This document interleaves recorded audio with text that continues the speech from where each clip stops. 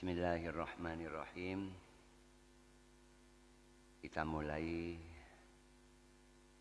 sebagai pembukaan membaca bersama kitab matan dari Al-Hikam yang ditulis oleh Imam Ibnu Athaillah As-Sakandari. Mudah-mudahan kita semua selalu mendapatkan barokah ilmu, barokah karomah, barokah semuanya dari beliau dan para guru-guru beliau, amin. Dan kitab Al-Hikam ini adalah karya dari Imam Ibnu Athaillah Sakandari yang beliau tulis sebagai rangkuman dari keterangan dari gurunya beliau, yaitu Syekh Al-Mursi, murid langsung dari Imam Abu Hasan As-Sadzili. Jadi kitab Al-Hikam ini nuansanya adalah Thariqah As-Sadziliyah. Dan Imam Ibnu Athaillah As-Sakandari ini secara fiqhiyah adalah kelompok dari Al-Maliki. Jadi fikih yang beliau pakai selama hidup beliau adalah Al-Maliki. Dan beliau meninggal di negara kelahirannya, ya di Mesir, walaupun bukan tanah kelahirannya. Tanah kelahiran beliau itu di Alexandria atau As-Sakandari, tapi beliau meninggalnya di Qahiroh di Mesir, di Kairo, 709 Hijriah. Berarti hampir 700 tahun lebih yang lalu. Sekarang Hijriahnya 1400 dan beliau meninggal di tahun ke-700. Berarti pertengahan dari sekarang, dari masa sekarang ke masa Hijriahnya baginda Nabi, beliau meninggal di pertengahannya, di usia kalau tidak salah 61 tahun Hijriah. Jadi masih sangat muda sekali, namun dari sisi umur waktu di 61 tahun ini, tapi secara kualitas keilmuan beliau, amal-amal beliau itu mungkin mengalahi orang yang umurnya ribuan tahun.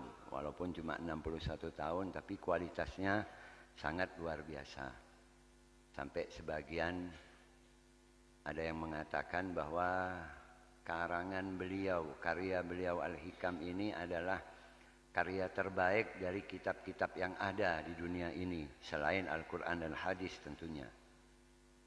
Maka oleh karena itu, pada kesempatan ketika lebih posepo arempek untuk melanjutkan pengajian rutin yang dimulai oleh Hadratul Marhum Al-Maghfurlah Kiai Haji Abdullah Sakhol sewaktu beliau masih hidup di desa Asem Jaren ini, saya berembuk dengan para sesepuh bagaimana kalau memang ingin dilanjutkan baca kitab saja, yaitu kitab Al-Hikam.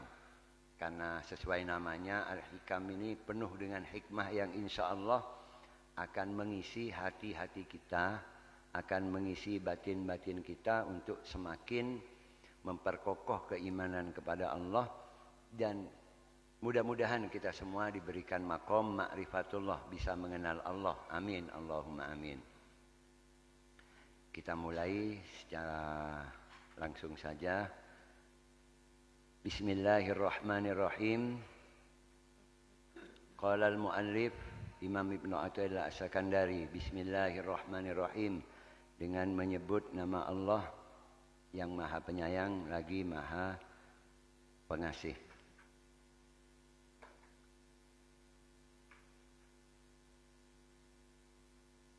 Amma ba'du, setelah mengucapkan bismillah dan alhamdulillah, Imam Ibnu Athaillah Sakandari mengatakan di hikmah beliau yang pertama di kitab Al-Hikam ini, min alamatil i'timadi 'alal amal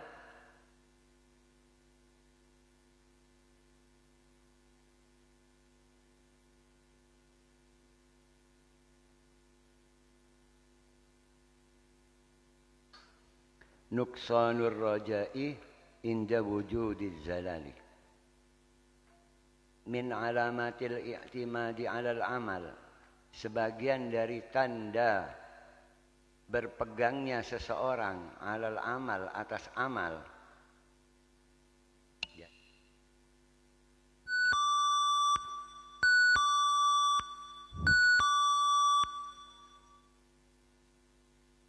Min alamatil i'timadi 'alal amal, sebagian dari tanda berpegangnya seseorang atas amal.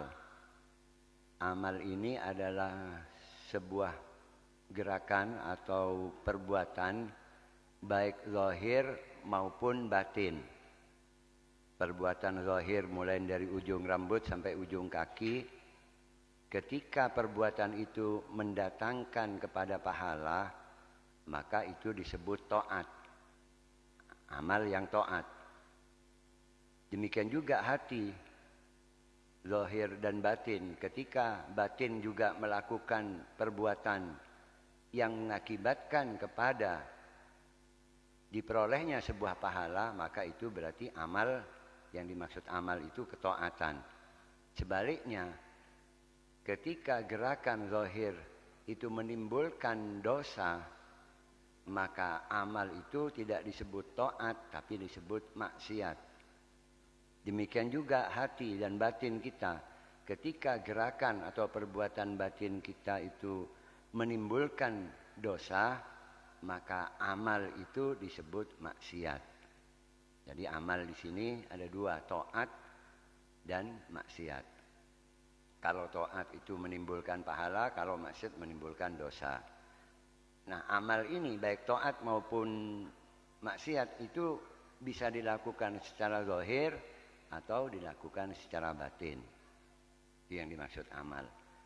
Nah, tanda-tanda seseorang itu berpegang hanya kepada amal ini saja. Nuqsanur raja'i inda wujudi zalali, yaitu berkurangnya harapan kepada Allah inda wujudi zalali, di saat adanya atau timbulnya kesalahan. Kesalahan baik yang dilakukan secara zahir maupun yang dilakukan secara batin. Maksudnya bagaimana? Orang itu harus selalu mempunyai roja kepada Allah Subhanahu wa taala.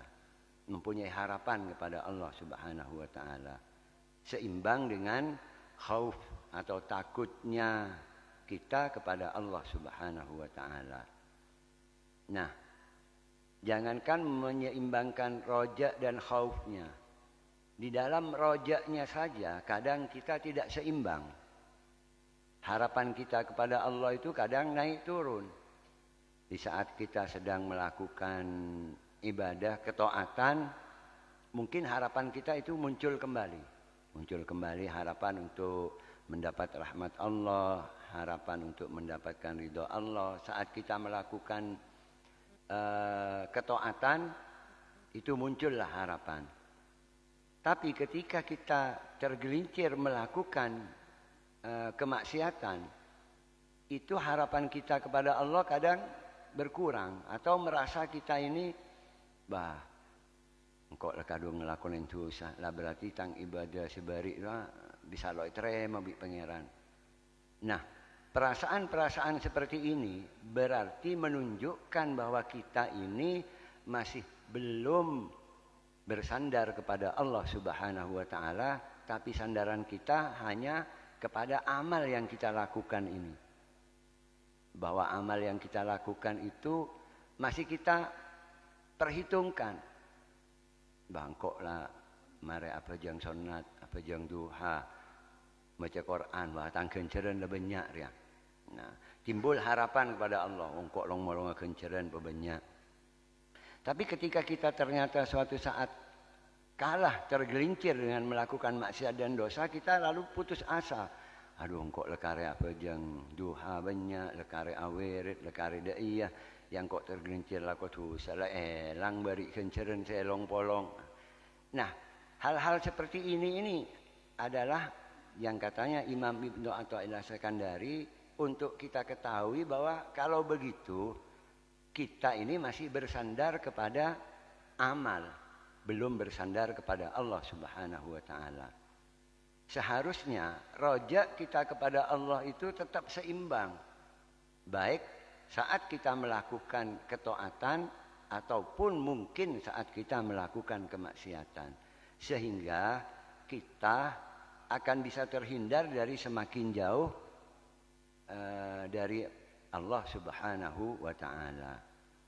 Nah, kadang kan orang itu menjadi semakin jauh kepada Allah itu karena ya begini, bersandar kepada amal. Amalnya masih dihitung, bah, engkau ki raja tu salah sendi kalun, engkau ki ke masjid, engkau ki sering ngelakonin dosa, engkau ki banyak laku maksiat. Justru dia akan semakin jauh dari Allah Subhanahu wa taala.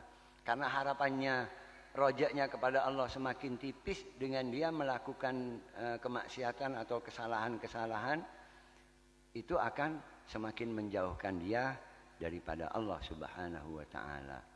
Padahal kan seharusnya kita harus memahami bahwa sebagai al-insanud dhaif, sebagai manusia yang lemah, memang kita ini tidak mungkin semuanya. Apakah kita berbuat baik atau berbuat jahat, berbuat ketaatan ataupun berbuat kemaksiatan, tidak mungkin lepas dari kehendak Allah Subhanahu wa taala.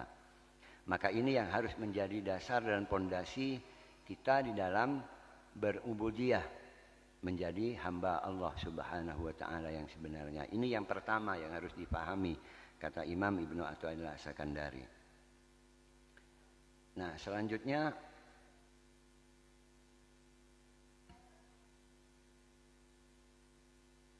kalau bukan matan ini kan repot sinyalnya.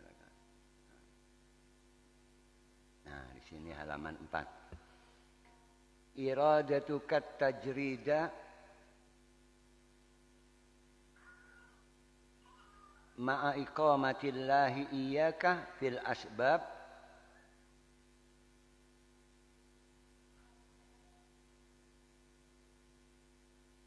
minas syahwatil khafiyah.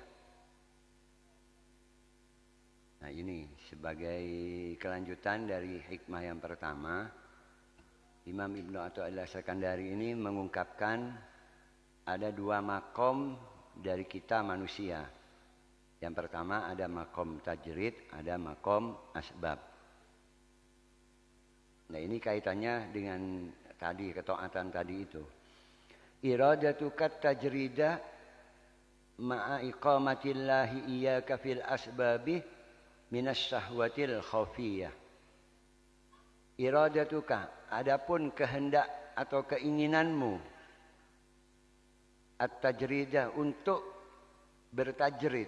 Bertajrid itu hanya diam saja, tidak melakukan kasab, tidak melakukan ikhtiar, tidak melakukan apapun. Semuanya diserahkan kepada Allah Subhanahu wa taala. Itu tajrid. Nah, keinginanmu untuk tajrid ma'iqamatillahi iyyaka fil asbab.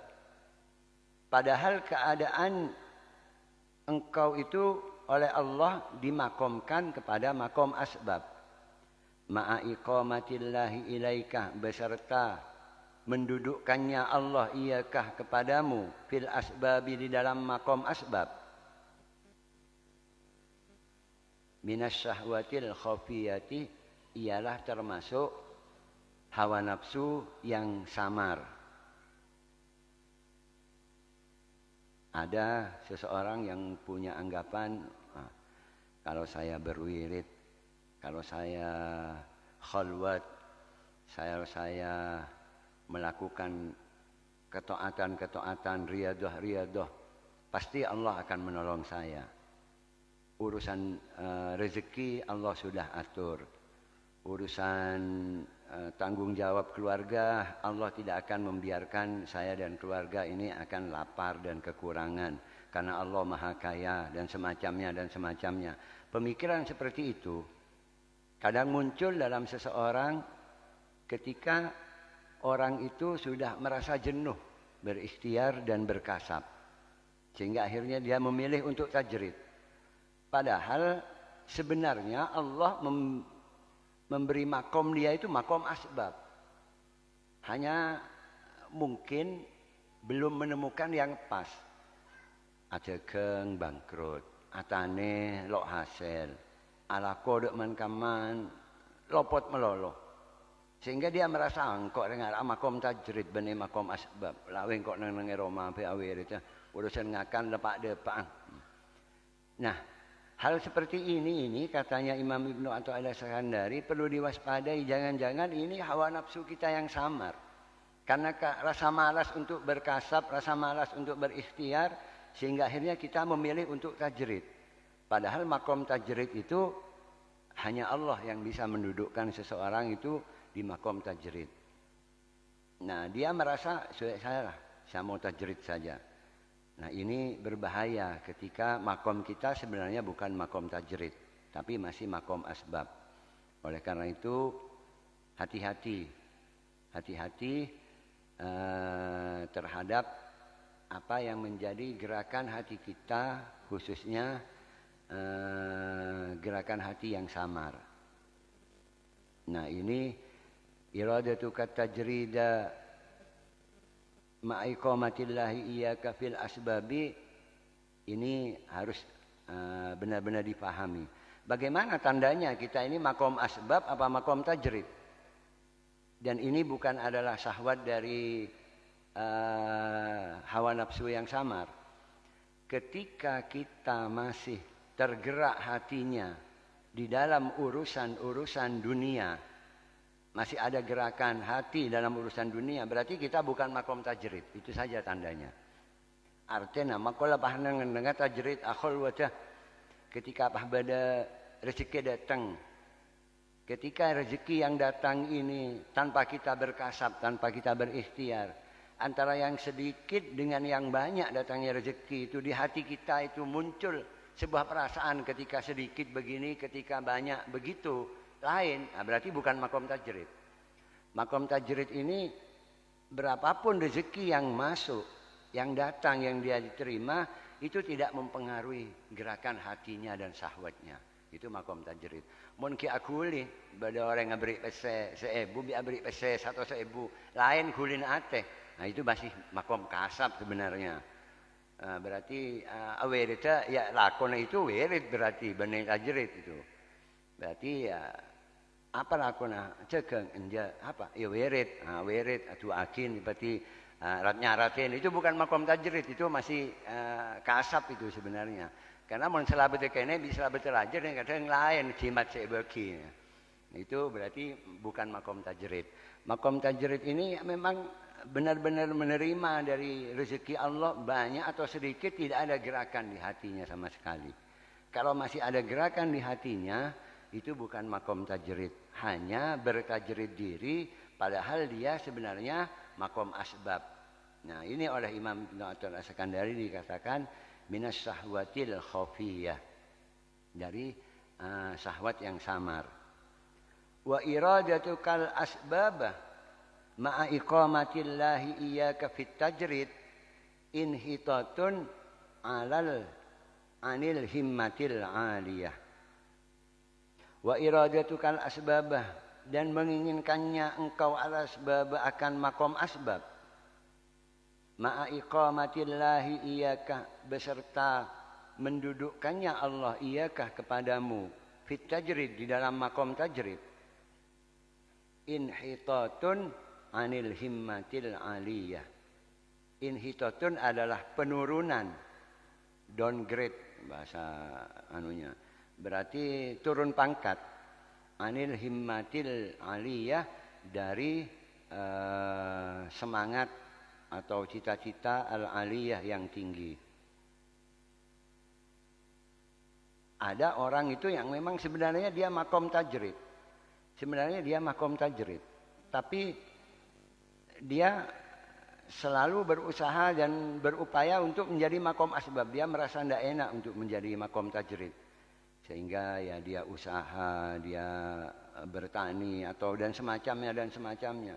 Tapi pasti dalam setiap usaha yang dia lakukan itu ada hasil dan tidaknya. Itu bukan menjadi tolak ukur.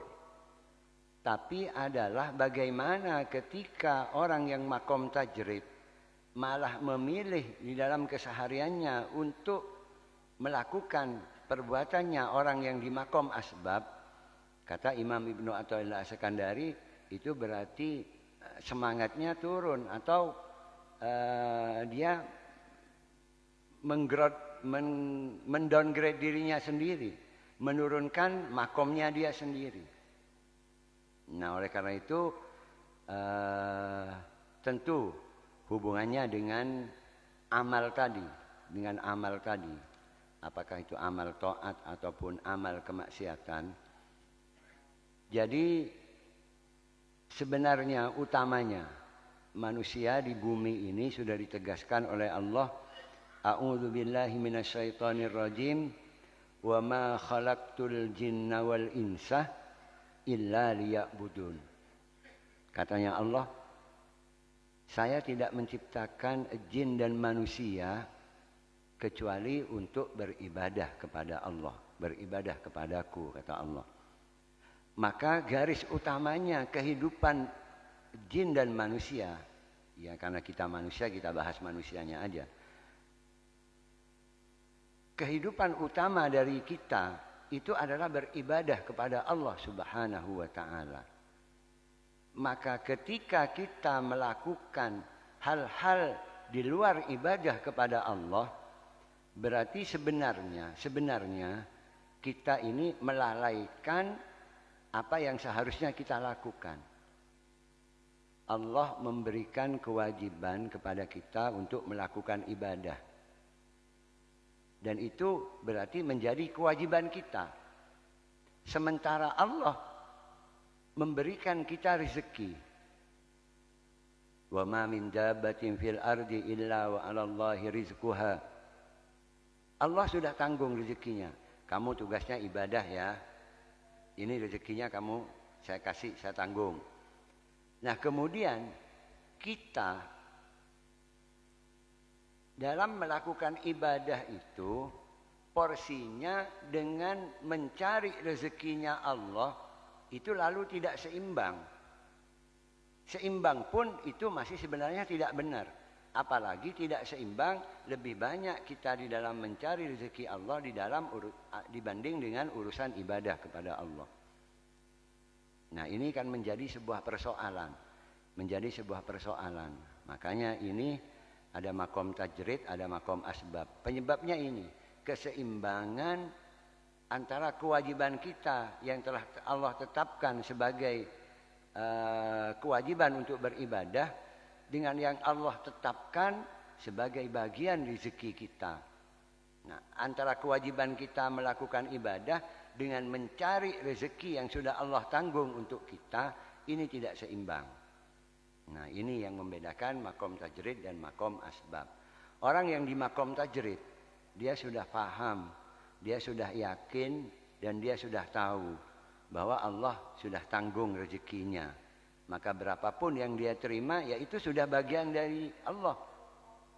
Dan yang dia lakukan adalah dia menunaikan kewajibannya, yaitu ibadah kepada Allah Subhanahu wa ta'ala. Jadi porsi kewajiban dengan porsi mendapatkan rezekinya jauh lebih tinggi porsi melakukan kewajibannya. Sementara makom asbab ini, porsi melakukan pencarian terhadap rezeki dari Allah ini jauh lebih banyak dibanding porsi di dalam melakukan kewajiban untuk beribadah kepada Allah. Sebenarnya intinya hanya di situ saja kuncinya. Nah, orang yang bisa memahami ini, insya Allah akan menjadi orang yang benar-benar mengenal Allah Subhanahu wa ta'ala. Mudah-mudahan kita termasuk sebagian dari golongan tersebut. Amin. Allahumma amin. Sawabikul himami wallahu a'lam. Al-Fatihah. A'udzu billahi minasyaitonir rajim. Bismillahirrahmanirrahim. Alhamdulillahi rabbil alamin arrahmanir rahim maliki yaumiddin إياك نعبد وإياك نستعين اهدنا الصراط المستقيم صراط الذين أنعمت عليهم غير المغضوب عليهم ولا الضالين آمين. ثم السلام عليكم warahmatullahi wabarakatuh.